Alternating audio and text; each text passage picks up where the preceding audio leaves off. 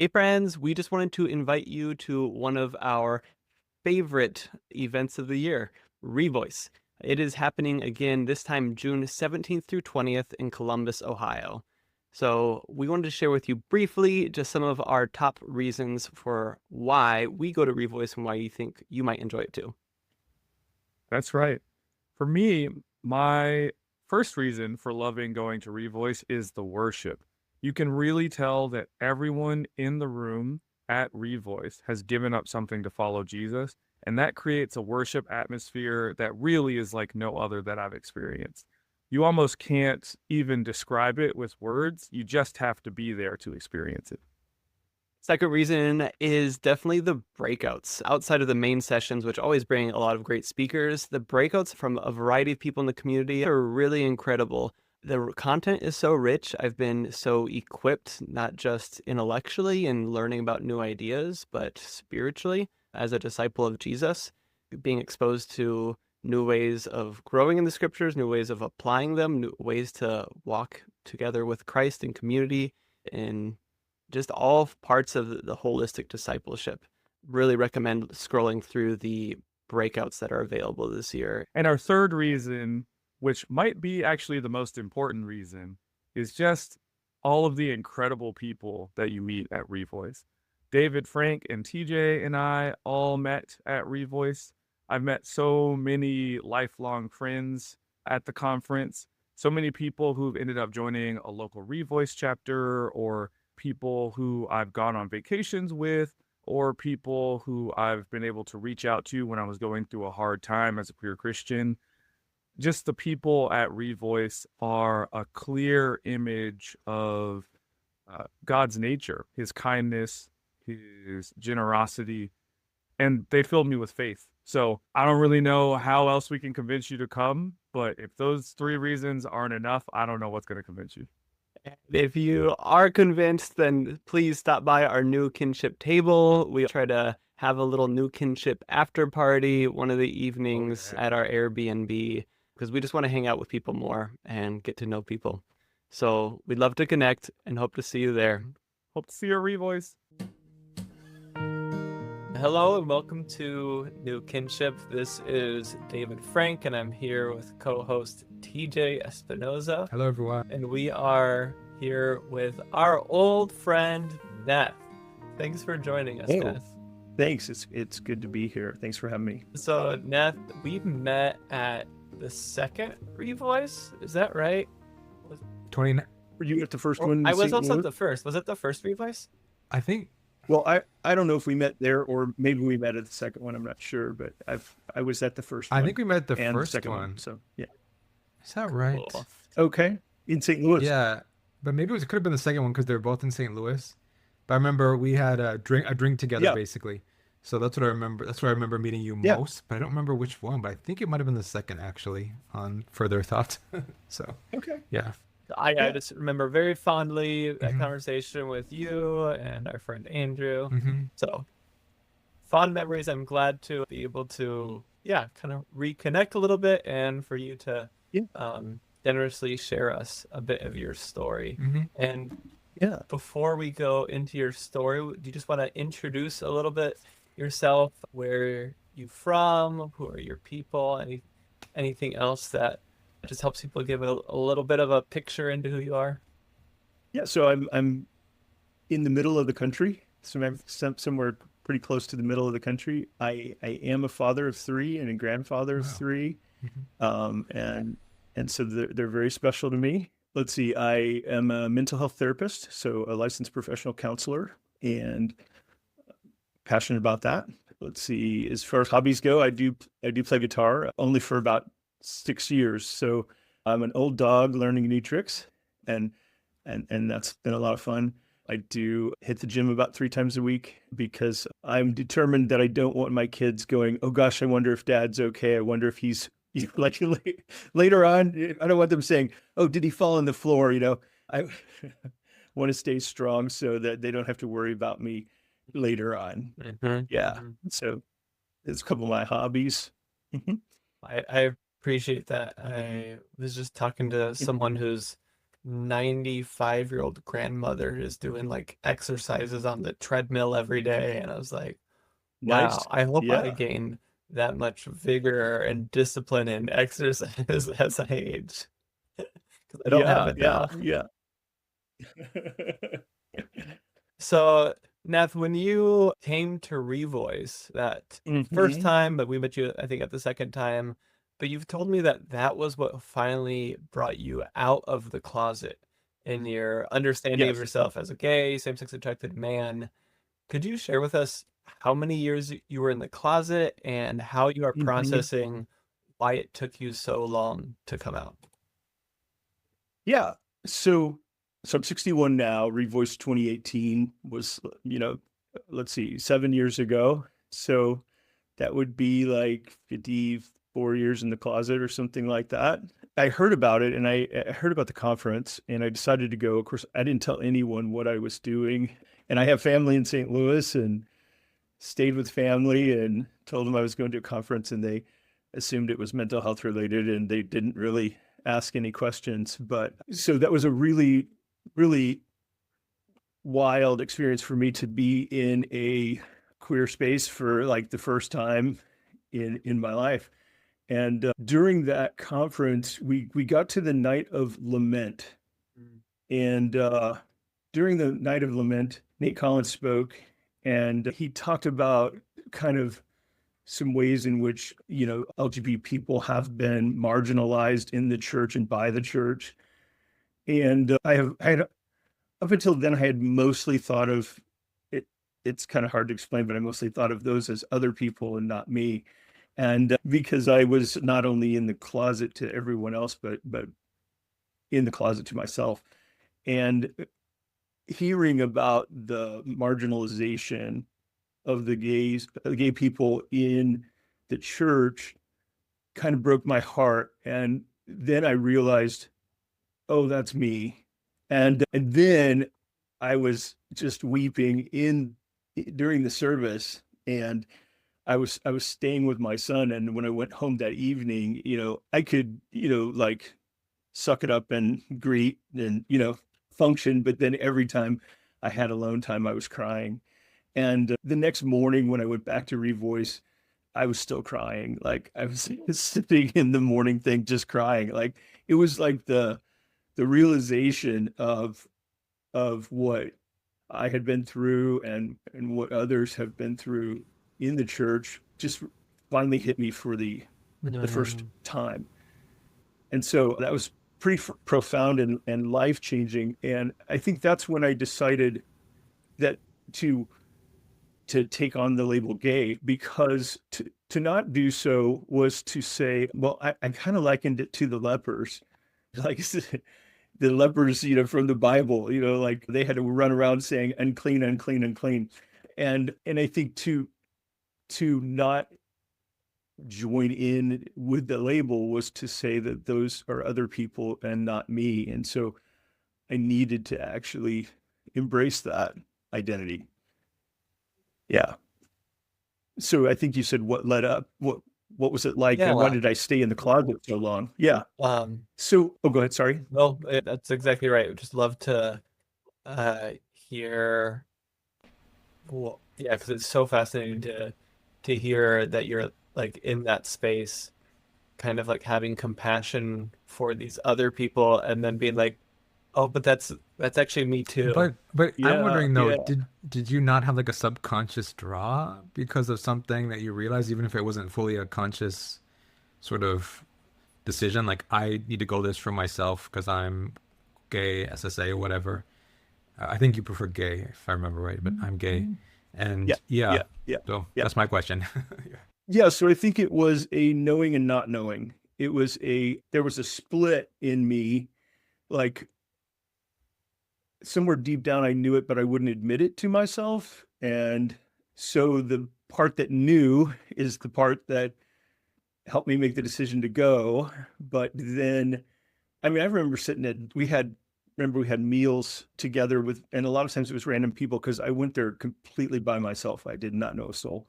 And so sit down with random people, they start asking you questions and then they ask you, oh, how do you identify? And I'm just like, I don't know how to answer that. I don't know how to answer that question. Yeah. So for me, I think the closet, I went deep into the closet to where, again, it was a knowing and not knowing. In part, I think what prepared me for that was I grew up in a Christian home that was also an abusive environment, physically and verbally abusive. And the abuse was pretty, pretty severe. And so I learned early on to kind of split off from myself to, and it wasn't a conscious learning. It was sort of like a coping mechanism that just kind of came in on its own. And I know that I spent time where I was not really tuned into, the current time, the room, myself. I was dissociated a lot as a young kid, and actually, had times of dissociation, as I grew up and became an adult. And I've done a lot of therapy. I sometimes say if I had only had one therapist, I could have bought them a boat because I've so much therapy. But so I learned to separate myself from myself at a young age. And so I think as my sexuality developed, I split myself off from myself in that way so that I kind of knew and I kind of didn't know. And in the DSM 5, that's the therapist diagnostic manual, psychiatrists use it too. There are two identity disorders. One is gender identity disorder, and the other one is dissociative identity disorder. But I think the closet, and there's no label for this, and I don't know who else might have already talked about the closet creating its own identity disorder. It's one that's not in the book, but I think it did create an identity disorder for me to where I didn't really know who I was, and I wasn't able to face it. And then at times you kind of know it. You kind of know it when people are joking about gay people. You kind of know it then. But you distance yourself from it, and then you laugh along and you separate from it in that way. Yeah. So yeah. So I think the reason I stayed in so long was because of that identity disorder that developed. And I feel like it developed kind of in this way. Like, the abuse taught me not to be bad. So I worked very, very hard to avoid anything that could be misconstrued as bad. That was my way of surviving. And I think when I started hearing things about gay people, I heard that they were bad people who did bad things, that they chose a bad lifestyle, and that they were like the enemy of the Christian family. And with me trying so hard not to be bad, I couldn't be that. There was no way I could be that. And so I think that's what caused me to really split off from myself. Yeah. Asked, were your parents, I guess, abusing you because of perceived gender irregularity or sex, like, you know what I mean? Like, they might, sometimes people say these are gay mannerisms as a child, and like, oh, you don't have this mannerism, that's too effeminate. Da, da, da, da. Instead, be like this. Yeah. No, not really. It was my mom who was abusing me, and my dad was out of the picture. Well, he was in and out of the picture, but he was very loving whenever he was around and very safe. But I think she could not cope with they got divorced when I was 7. And I think she was not prepared to cope with being a parent.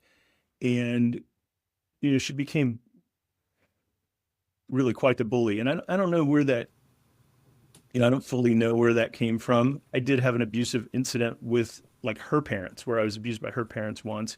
And so I kind of wonder if it didn't just come down the line. I don't think she was the target of abuse growing up, but I think she might have witnessed abuse. Mm-hmm. And so, I had 2 brothers and a sister, that I lived with. I have lots of brothers and sisters, but grew up with two brothers and a sister. And I think my brother and I were the targets, and my other brother and sister were not. Yeah.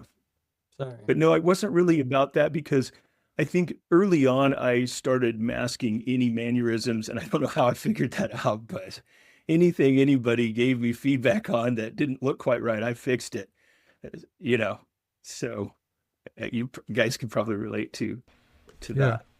May I Mhm. ask, I don't know where you want to talk about in your history, but as you got older, maybe in your teens, Mhm.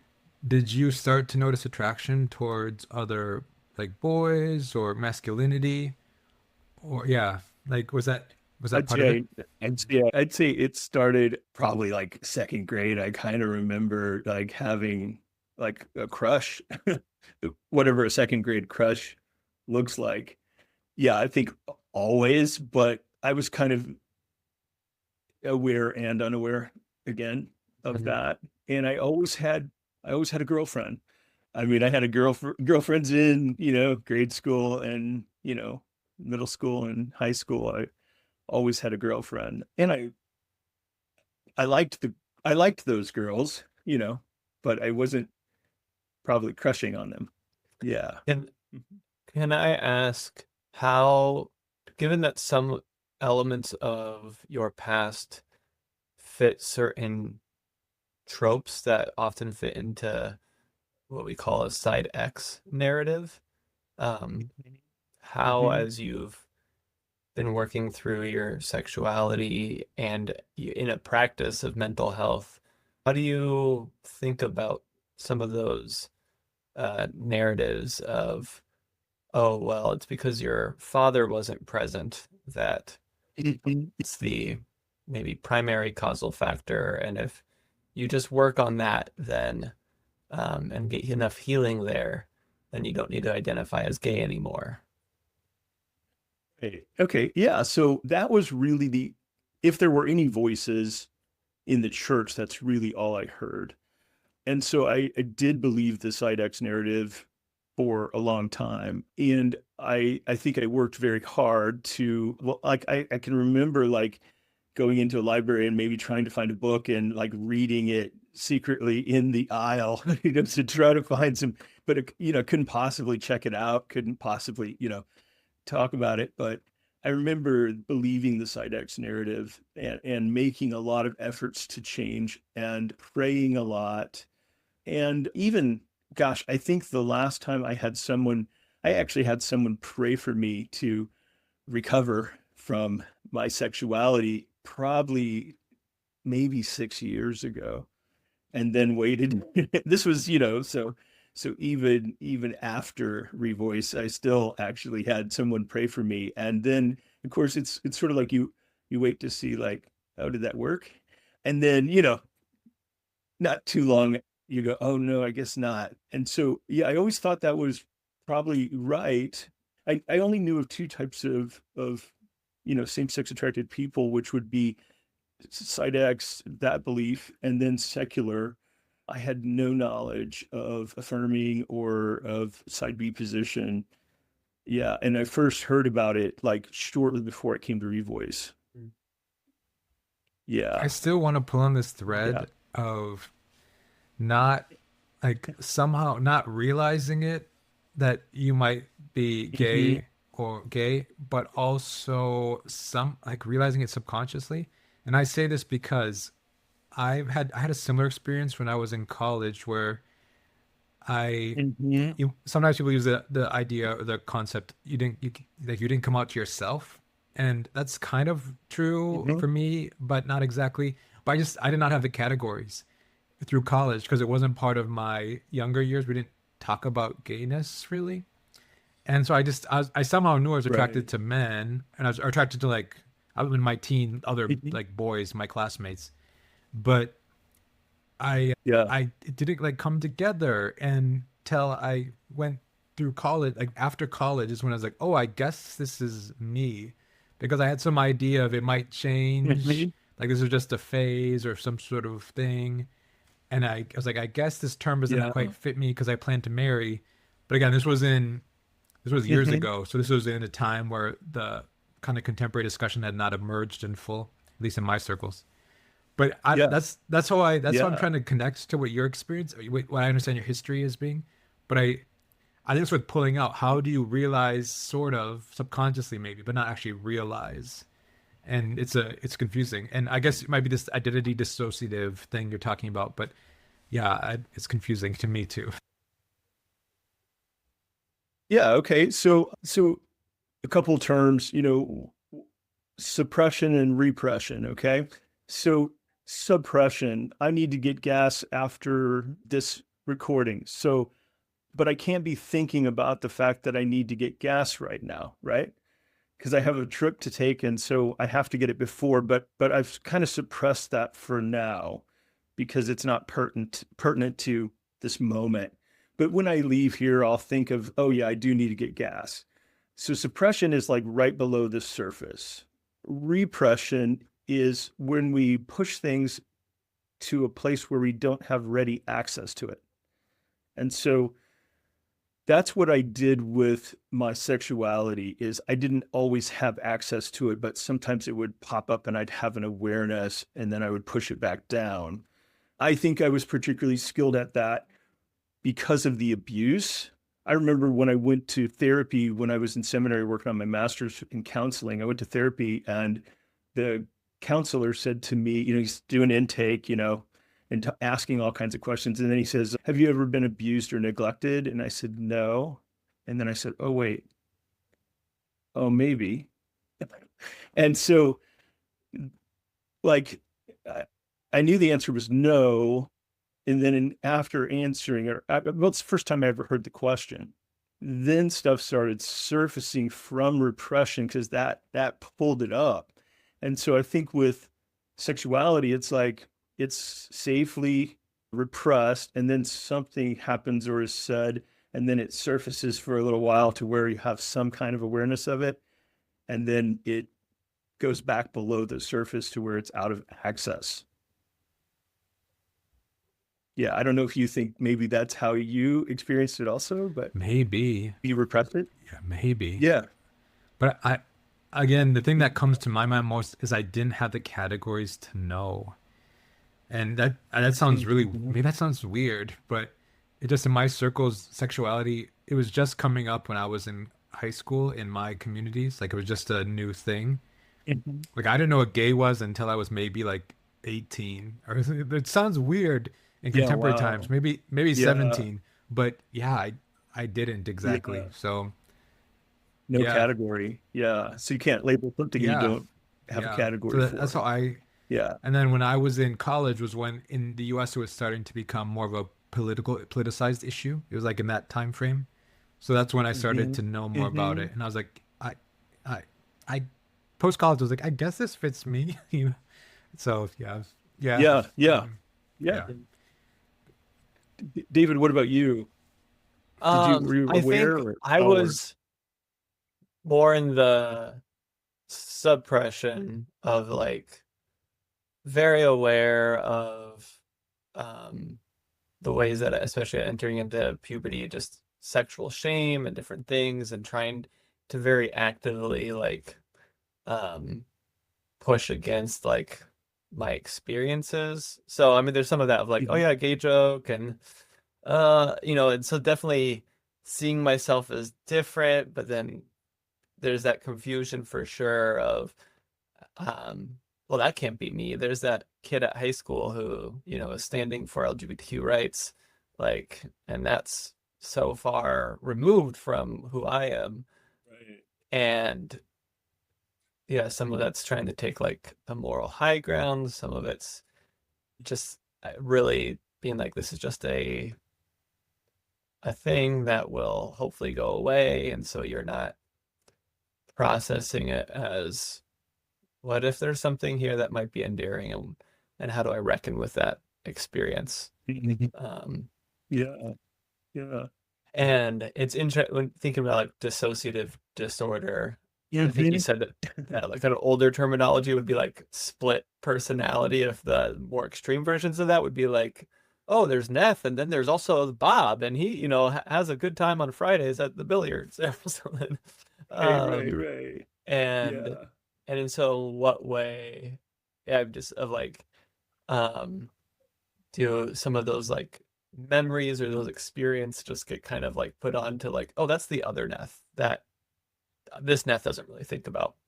And then the other Neth like is at the Yeah. library and sees something and is like, oh, maybe I should read about that really quick. And then it's like, okay, back to the other Neth, Hmm. back to normal Neth. Right.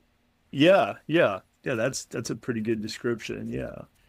Yeah, I don't think I had like a full-blown DID, dissociative identity disorder, formerly known as multiple personality Hmm. disorder. No, like there was no other, you know, individual, but repression Hmm. was strong.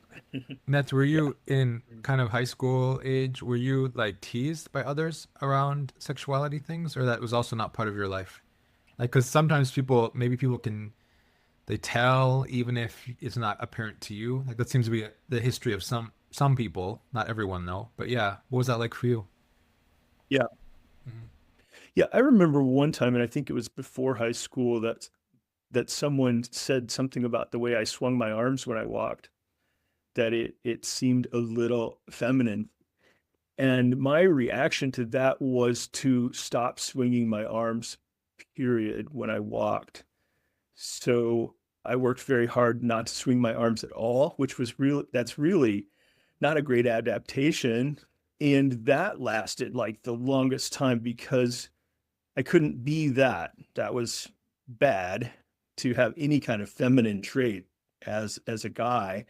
And so I literally stopped swinging my arms and then got used to not doing that. And then later on, when I realized that I'm still doing that, then I had to like try to practice that. Because it's kind of weird looking not to swing your arms at all when you walk. But that was an adaptation that I made because I couldn't possibly be considered feminine in any way. Yeah. So Yeah. now I And don't know like what I would have been like right now, I'm like very, I think, straight passing, they would say. But am I straight passing because this is who I was going to be, or am I straight passing because, the fear and the seeing other people shamed or being shamed, changed me in a way that's now permanent? I don't really know. I know that I'm not trying to act anymore. So I'm not trying to mask. Yeah, so it's kind of consolidated in yourself. Like this is the way I engage the Yeah. world. Yeah. Okay. and I feel, Yeah. Yeah. I used to avoid, oh, sorry, go. oh, just that like I think most boys growing up are trying to figure out what does it mean to be a boy, a man, fit into that masculinity, Hmm. or responding to the jokes and stuff of others. But I think for those who are not straight, it just like super intensifies that because you know that there's this Yeah. undercurrent of like Right. I'm very different from the other boys, and Hmm. so there's like extra pressure to yeah to do that work. To this, I'm just imagining a young Neth just walking, it's like wrist. Right. Right. Yeah. Did Yeah. you see your dating at all as a part of masking, even if it's like, oh, you like the girls, there was a like they're you're hopefully friends with them. What part of it was masking? What part of it was just, oh, I'm doing the heteronormative thing. I'm gonna get married, so this is what I do. I date.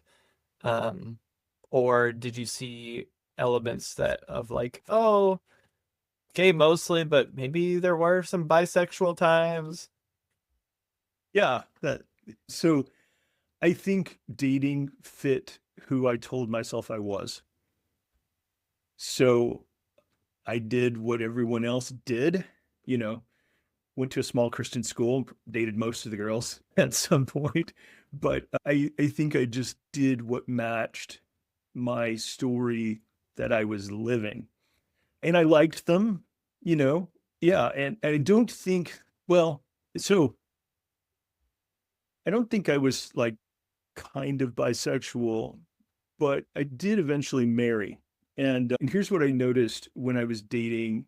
When I was dating that girl, the attraction developed after the friendship and, you know, basically after the friendship. As the friendship got closer, I grew to love her as a person. And after I grew to love her, and then there was affection, then attraction grew for her. And so I think it probably was, I've never loved a woman like a straight man. I don't know what that's like. I know I was attracted, but I don't know if that's the same experience that I don't I would guess it's probably not. The attraction's probably not the same because, well, I just think so. So, but it developed and it was genuine, and I loved her, and we did build a life, and I planned to be with her for life. And the attraction for her was plenty good enough to sustain the relationship. The relationship didn't end up being sustained.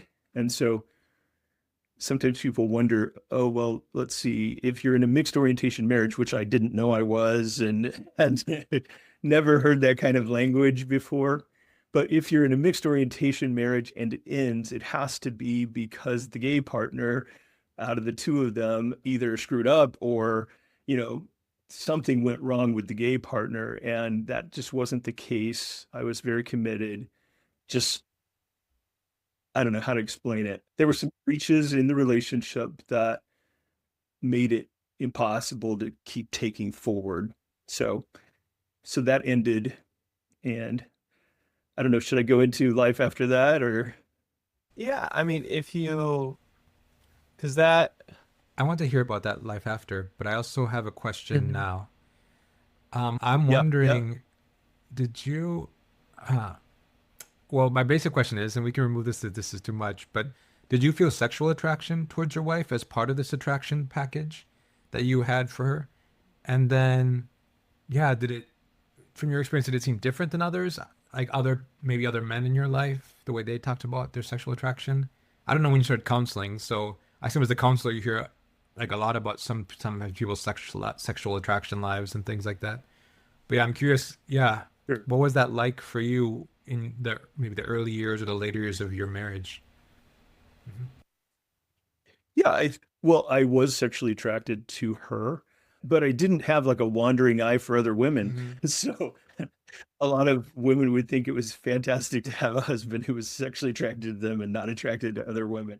But those things developed again out of the friendship and the affection. But also I do think that when you are like I'm married when I was 19, I think. Um, Wow, and I that's think young. when Yeah. you are okay.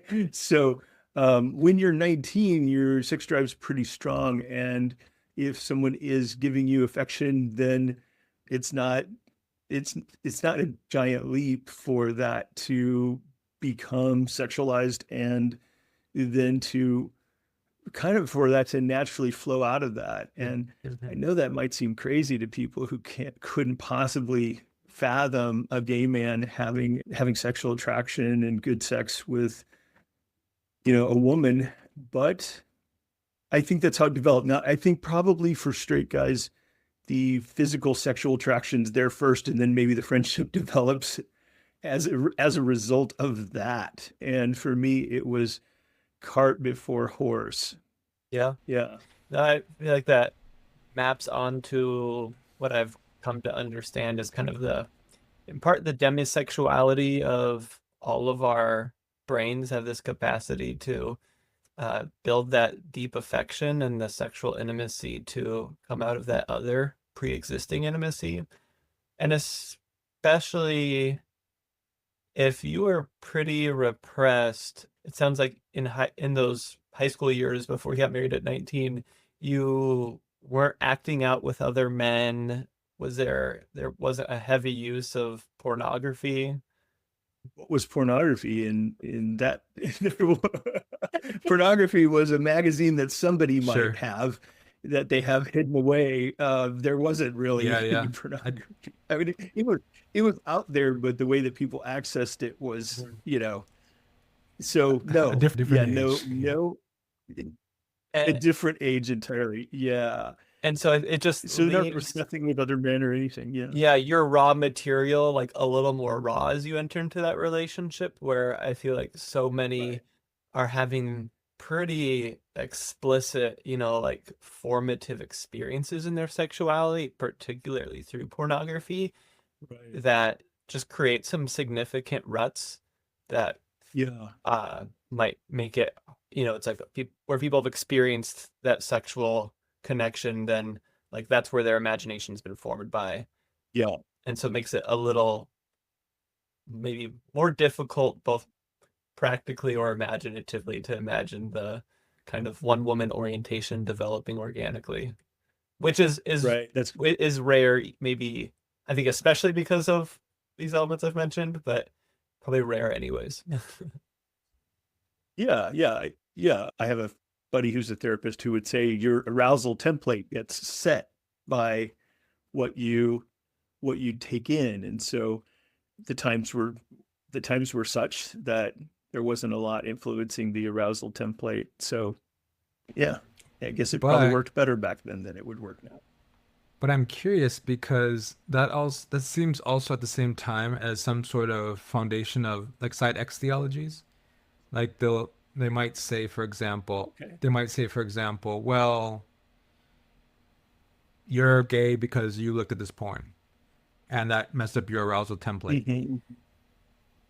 Right. But it seems like at the same time from your story, you're also alluding to you're gay and you eventually realize Mm-hmm. that, but at the same time, your arousal template, because just because of the age and kind of what you were pursuing and your context, it did allow you more easily to enter in marriage than some people.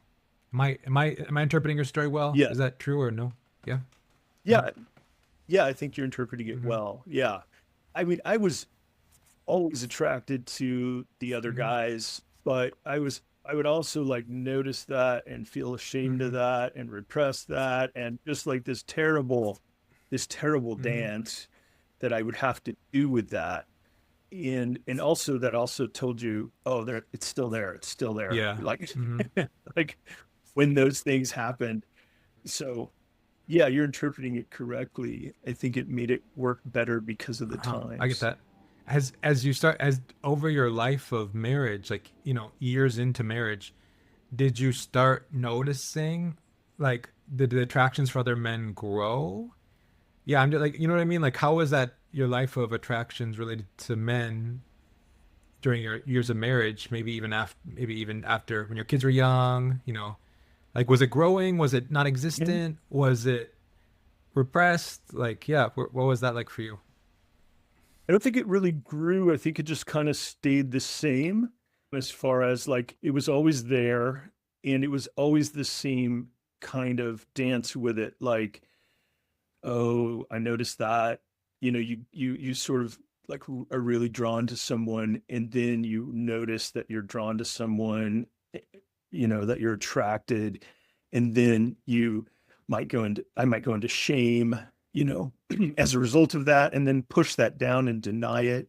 And it was just the same thing all through my marriage, probably the same thing till right almost Revoice, where I couldn't just honestly like, okay, that's the facts of life. I'm obviously attracted. It's okay. I had no way to normalize what I was experiencing, no way to go anywhere but shame with it. Yeah. And you did Well, yeah. before you fully came out to yourself, but I think it was after your marriage came to an end because of kind of difficult externalities. Um, you I were think going, we could say infidelities on her part. Yeah, we um, could say that.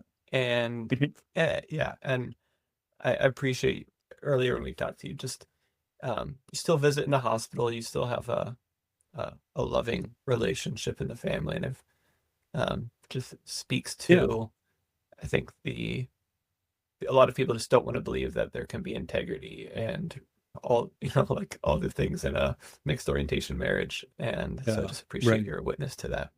But you started Yeah. going into therapy afterwards. Yeah. What was there anything notable about what you were trying to work it through in therapy, how that influenced your thinking, or uh, benefits, cons. Yeah. I mean, I did eh, with a time with one therapist. I think what happened to me is like when my life would change, like if I would take on a new job or have a set of circumstances that changed, it really threw me for a loop. And I don't know, that's because when you have everything tucked in a way and then something changes, then, it's a lot to organize and it gets a little unorganized when something changes. And I remember taking on a new job and that was disorienting for me. And I went to see a therapist and I actually drove an hour to go see them. I chose somebody out of town in order to go talk. And I talked to this guy and I opened up to him. And he was telling me basically that I needed to fix my relationship with women and that would, because I was thinking, like, I honestly didn't know, will I remarry? Will I date after the divorce? And I told myself, I'll wait until my kids are grown. And the funny thing is, when I told myself that was like 4 or 5 years until they were all grown. I felt so relieved, like, I won't date until my kids are grown. And that brought tons of relief. Like, oh, I don't have to date. I don't have to make this thing happen again. But when I went to see this counselor, he was using the Council for Biblical Manhood and Womanhood materials and trying to tell me that ultimately I had to fix my relationship with women, which a lot of side X thought is you have to fix your relationship with men, like you have to fix your same-sex relationships in order to heal your homosexuality and then, convert to heterosexuality. But he went with the fix your relationship with women part. And so I took that in seriously and thought about it and, tried to make efforts to like grow in relationships with women. And, nothing actually works. Not, Specifically in a none of it. romantic kind of endeavor, not like, or was it just, were friendships with women difficult?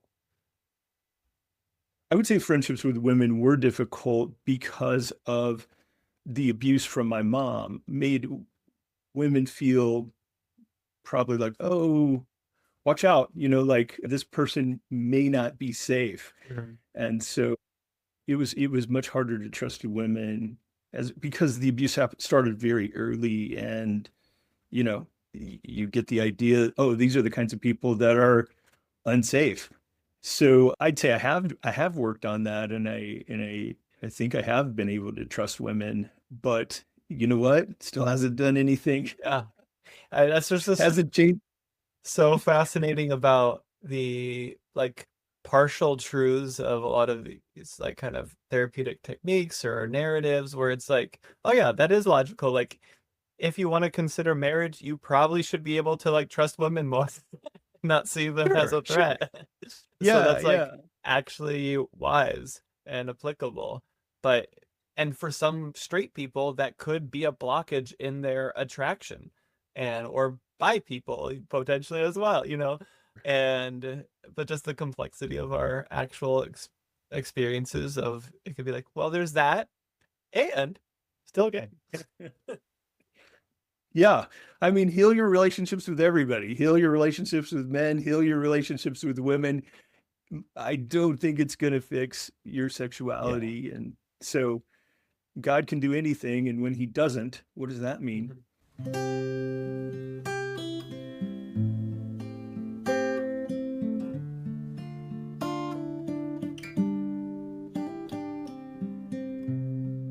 Can you share more about, yeah, just what has healing or like if disassociation was such this kind of harm and causing this repression, what has reassociation looked like for you? How has that impacted you, your relationship with God, with others? Yeah. I think it's been great to really like accept myself and learn to love myself and to not go through the shame cycle if I notice attraction. It's just like it's just okay. It's not a bad thing. That's been good. I think healing has allowed me to come out to, well, at first I came out to my kids one by one, probably over the course of a year, which is kind of difficult. You always hear about kids coming out to their parents. And I came out to my kids. And the interesting thing, and I would say this for anybody who's trying to come out to important people in their life, I would say, like, the initial response isn't necessarily the only response you're going to get. You might get a welcoming, oh, that's great, thanks for sharing. And then later on, you might get, wait a minute, I don't think I like this very much. And I did see some back and forth happen when I started coming out to various people. Yeah, so I think I can love gay people better now as a result of doing some healing. They don't have to be other. I don't have to be exactly like anybody in order. They're going to be different, and I'm going to be different, and we're all actually different. If you've met one gay person, you've met one gay person. You haven't met us all. So I think accepting myself, loving myself, I think it's made me a better therapist because I teach people to accept themselves too. And I think it's made for deeper friendships. I made myself a rule a couple of years ago that I wouldn't be friends with anyone I couldn't come out to. And I wouldn't pursue anything. Like I wouldn't like shun people that I thought I couldn't come out to, but I also wouldn't pursue them. Yeah. And so that's made my friendships deeper. It's also healing has given me like a vision for my life going forward. Like when I finally accepted myself and realized there's not a lot of attraction for women there, I really don't want to be married again. I don't. I mean, would it be easier sometimes? Sure, I've got presents to wrap today. No, but yeah, it's always, I think it's easier to be, in some ways, it's easier to be married, and because, you help each other with things, but then it's also, there's some ways in which being single is easier. And it's helped me accept my life. Like I'm very likely going to be single the rest of my life. I'm going to be a dad and a grandfather and operate a business. But I'm not looking to like fix something like finding a new wife. That thing that I felt like I had to get done was like, my life can't be okay until I match the church's ideal. And I think that's not true. I think our lives can be okay and they can be good without matching the ideal. Nobody is targeting single gay people to add them to their church. Nobody's like, who's your target market? Oh yeah, we're going after single gay people. Nobody's doing that, right? So we don't match the ideal. We don't really match what the church is trying to grow with. But I think healing looks like accepting myself and accepting others. When you came out to people in your circles or in your life, including maybe your children, when you said like you're approaching things some sort of a side B framework, because people might say, "Oh, you're gay as an adult. Well, okay, when are you gonna get married to a man?" You know what I mean? Like they might expect the kind of the secular gay narrative or the side A narrative, which are kind of dominant. Yeah. So how was that for you to talk about this? Yeah, I have a friend and some family members who are like, "Oh, I just really want you to actually find somebody because I think you really should, and I just want you to be happy, and I know you're not as happy as you could be if you actually really embraced yourself.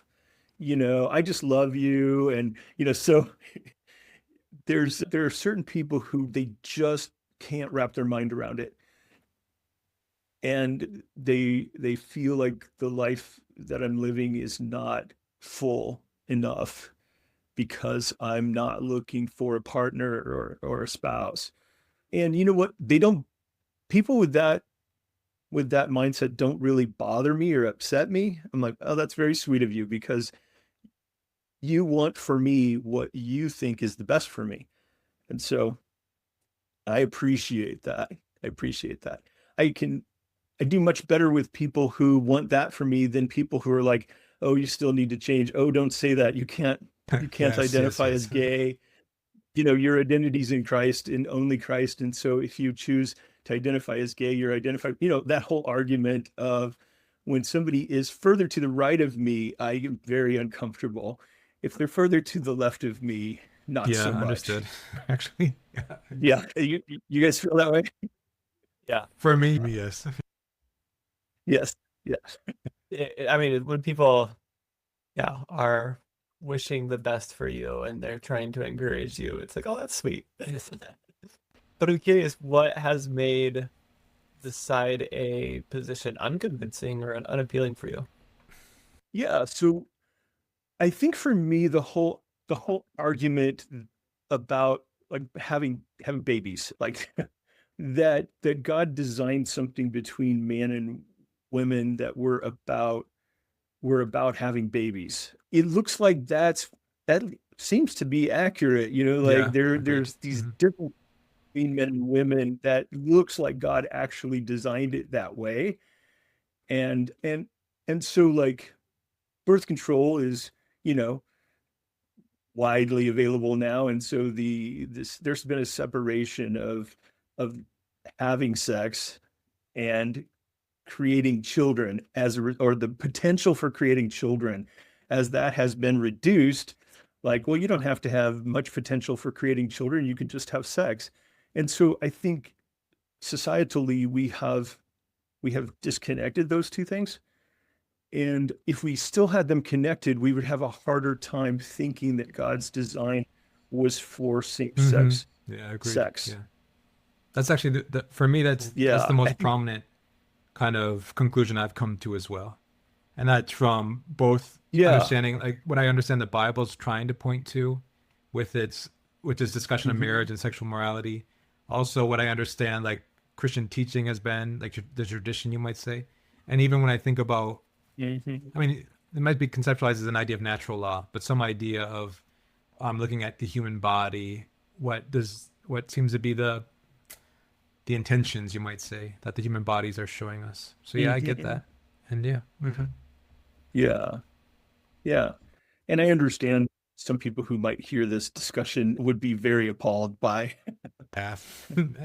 by what I've Sure. said.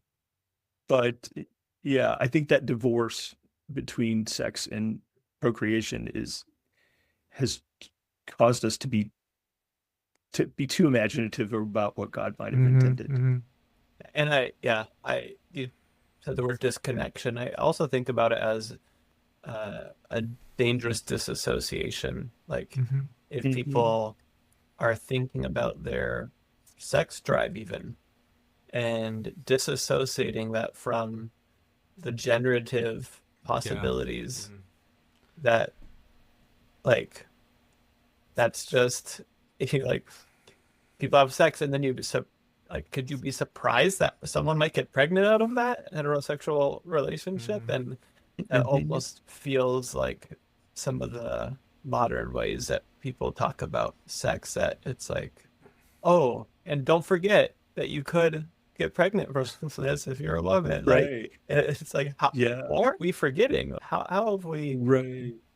we disassociated what is so fundamental about what sex is, and then how to integrate that with attraction and desire and love and intimacy and kinship and like all of these things. And Yeah. so that's where I've in celibacy, I feel like I am doing that integrative work. And I think Mhm. some of my straight friends in marriages are also doing some of that integrative work as they actually are getting into a sex life and having children. And like, oh, they're doing that reassociation and connection.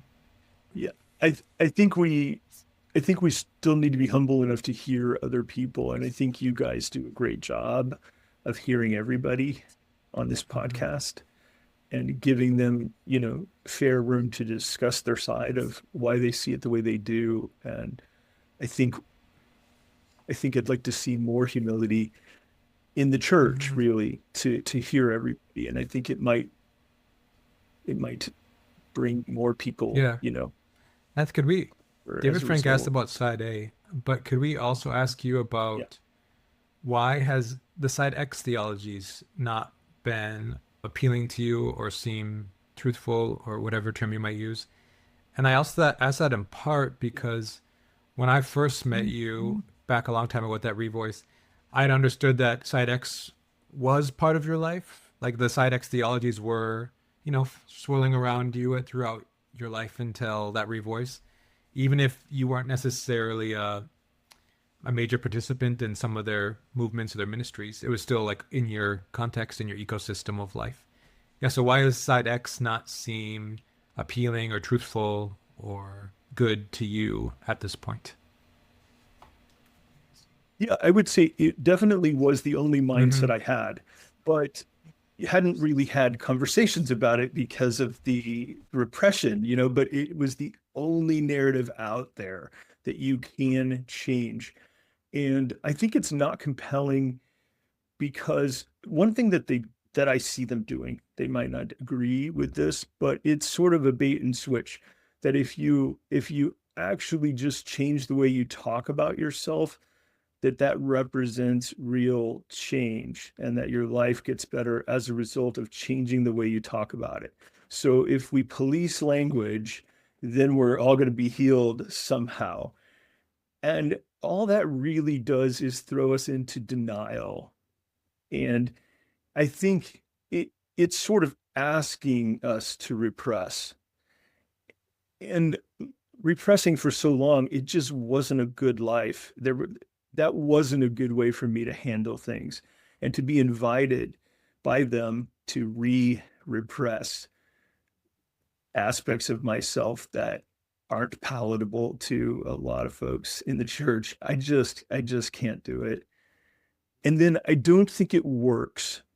So I think it leads people to lie to themselves about things and to lie to others. And then you've got these big scandals, like, oh, this ex-gay person is now gay again or whatever. Like, yeah, shock. Like, it just doesn't work. And so if the good news is good, if the good news is good, it has to work. And that's not good news. To And me, the side X position is not good news. Yeah. yeah, yeah. And it's frustrating some of the ways that people will start to twist language and say, oh, well, all of us are heterosexual because man is made for woman, woman is made for man. So they start taking the words that we're using to talk about sexual orientation and then say, this is why you should call yourself a heterosexual. You can't call yourself a homosexual because all of us are heterosexuals. And it just feels Right. like it is just Yeah. laying the groundwork for this denial where it's like, okay, if you want to think about heterosexual like that, then yes, you can say we're all male and female. There are two sexes. But Sure. how do I still put words to this orientation experience that I have?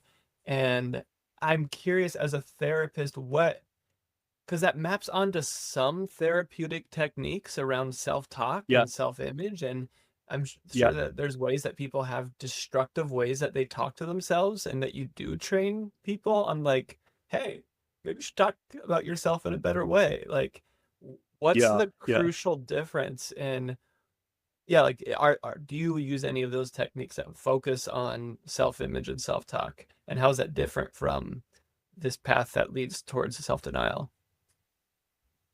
Yeah. So I think a lot of pain is found in denying reality. And so saying, I'm not gay or I'm not homosexual or I'm not same-sex attracted is denying reality. And when we, you know, like if you're Christian, Jesus has not denied you. And yes, we're called to deny ourselves, but I think that's actually, we're called to deny our flesh and, things that we would do if we weren't trying to pursue Christ. We're called to deny that.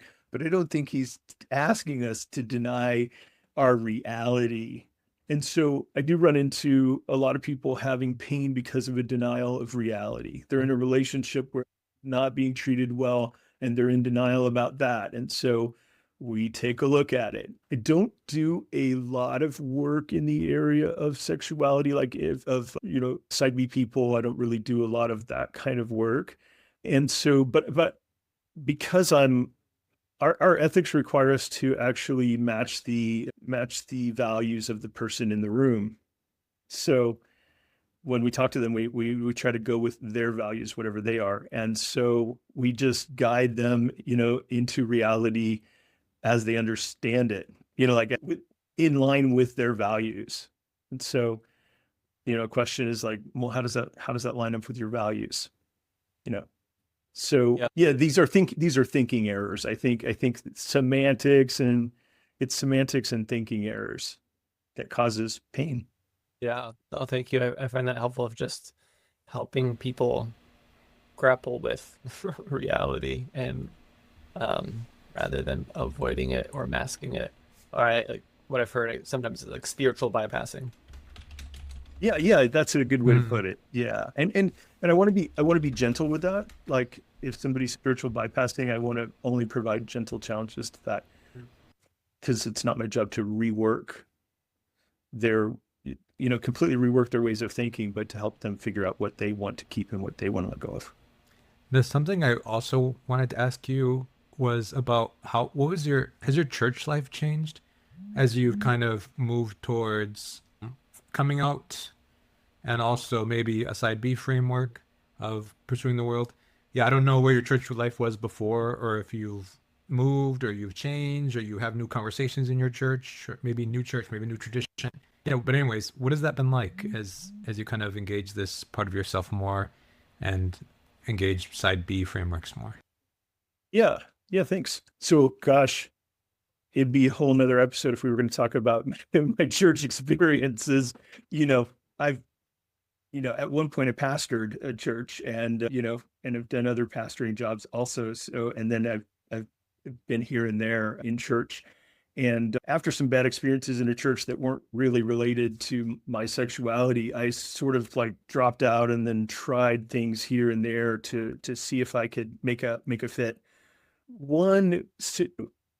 So a situation that I ran into was at an Anglican church, which I went to for a couple of years. I went there because it didn't remind me of anything that I'd experienced before. The liturgy was different.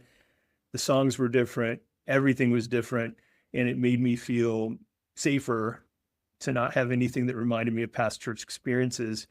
And the priest there, like, somehow he's just really safe. And I like spilled my guts to him, fully. And he was very, very eager to learn, and very quickly understood side B to be the right path for a Christian, even though he wasn't familiar with the side B path before, and became a really great ally. And he's since moved on, and I'm not at that church anymore, but we still talk every other week. And he was my pastor. I said he was somebody that I could cry and cuss with, and, and he would just be there for me, as I was working through my church stuff.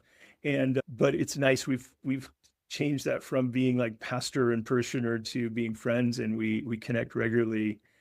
I've done a lot of trying to make church work and haven't been able to, but recently I got invited to a house church, and it's really what I'm looking for. Like, there's a lot of sitting in silence and waiting to hear what the Spirit is doing or saying, and then following that. And it feels very safe. Like, I've already disagreed a few times, and nobody's come after me with pitchforks and torches.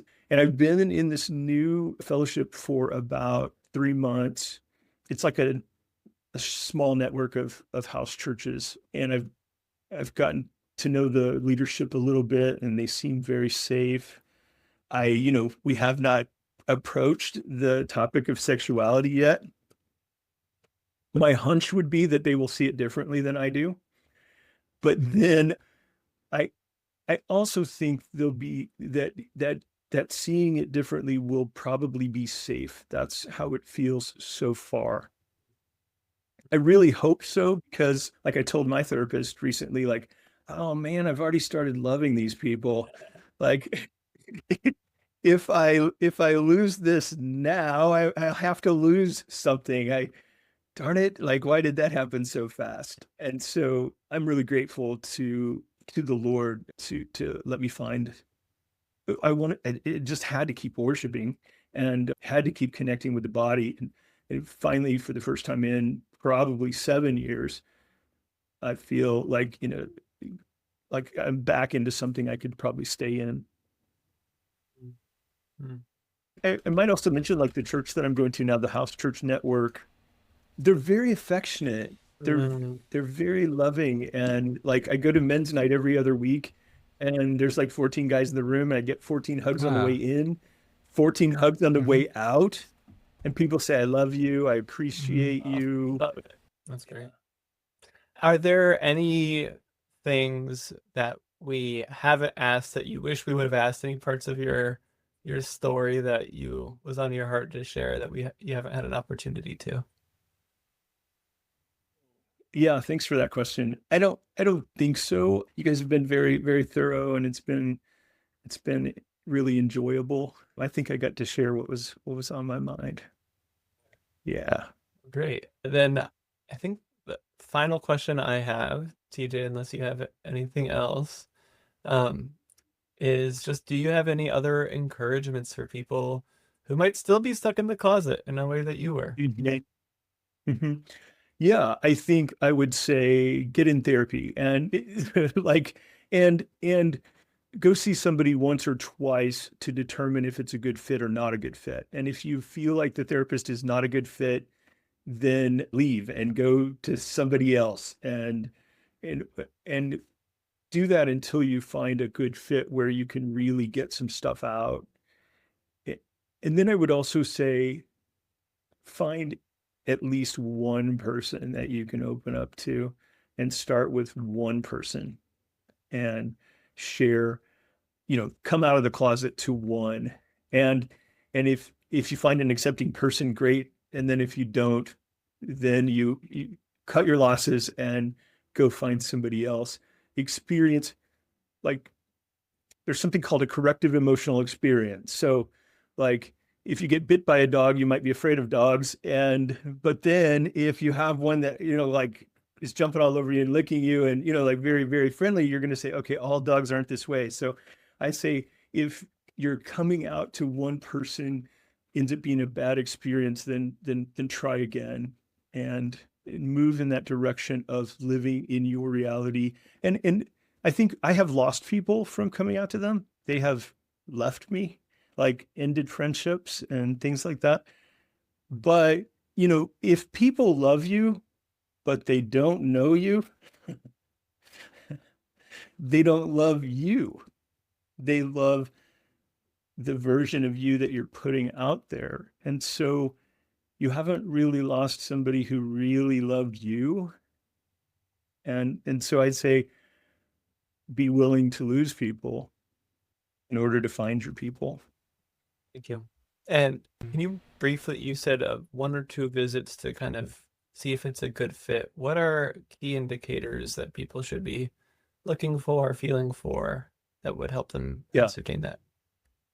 Yeah, great question. I would be wondering, does this therapist have an agenda that's different than mine? Are they trying to guide me, in a direction? They shouldn't really be trying to guide me in a direction. They should be helping me figure out where I need to go. Do I feel comfortable with them? Do I feel safe? Are they a good listener?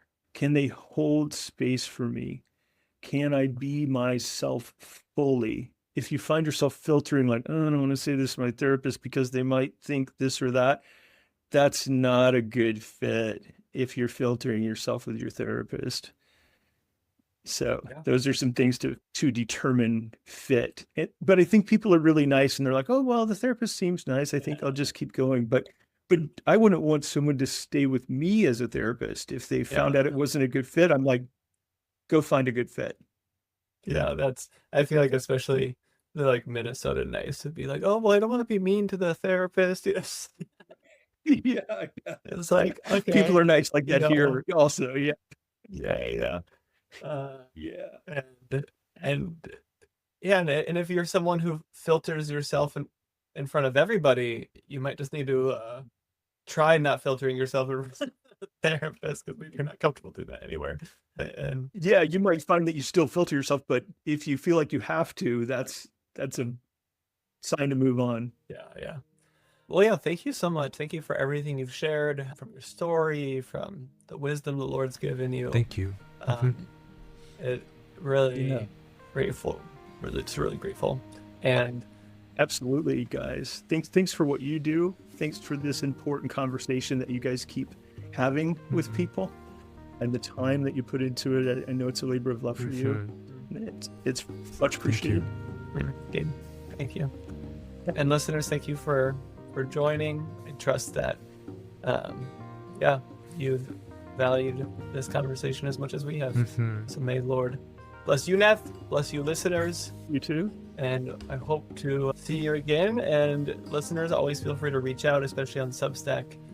You can add in comments or connect in other ways. So, God bless. Bye. Bye. If you want to support our work, tell a friend about it. Share an episode that you enjoyed. People who value this podcast usually find it through someone. If you'd like to help us cover costs, you can also become a supporter on Substack. While all episodes are available to current and future listeners, paid subscribers get a couple extra sign-up perks.